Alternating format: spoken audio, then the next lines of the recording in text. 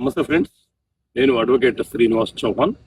మిత్రులారా, ఒక కేసులోని విషయం ఏంటి అంటే, తండ్రి బ్రతికి ఉన్నప్పుడే అన్నదమ్ములు అందరూ కూడా ఎవరి వాటాలు వారు డివిజన్ చేసుకుని పార్టీషన్ సెటిల్మెంట్ డీడ్ కూడా రాసుకున్నారు. రాసుకున్న తర్వాత ఎవరి వాటాలో వాళ్ళు ఉన్నారు. అయితే రోడ్డులో భాగంగా ఒక సోదరుడి యొక్క ఆస్తి అంటే అతని యొక్క వాటాలో నుంచి చాలా వరకు భూమి కోల్పోయినాడు.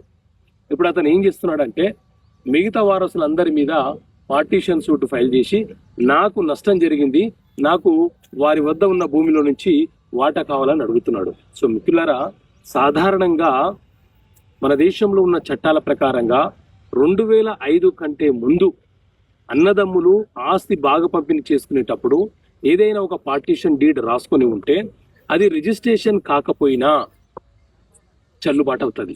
కానీ 2005 తర్వాత అన్నదమ్ములు ఆస్తిని వాటాలుగా విభజన చేసుకునేటప్పుడు family settlement deed, partition deed registration చేసుకొని ఉంటే తిరిగి వాళ్ళు కోర్టులో వాటా కోరుతూ కేసు వేసే హక్కుని కోల్పోతున్నారు. ఎందుకంటే వారి వాటా వారికి వచ్చినట్లు వాళ్ళు అంగీకరించి ఆ డాక్యుమెంట్ రిజిస్ట్రేషన్ చేసుకున్నారు కాబట్టి తిరిగి నేను పార్టీషన్ సూట్ వేస్తా అంటే కుదరదు, చెల్లుబాటు కాదు.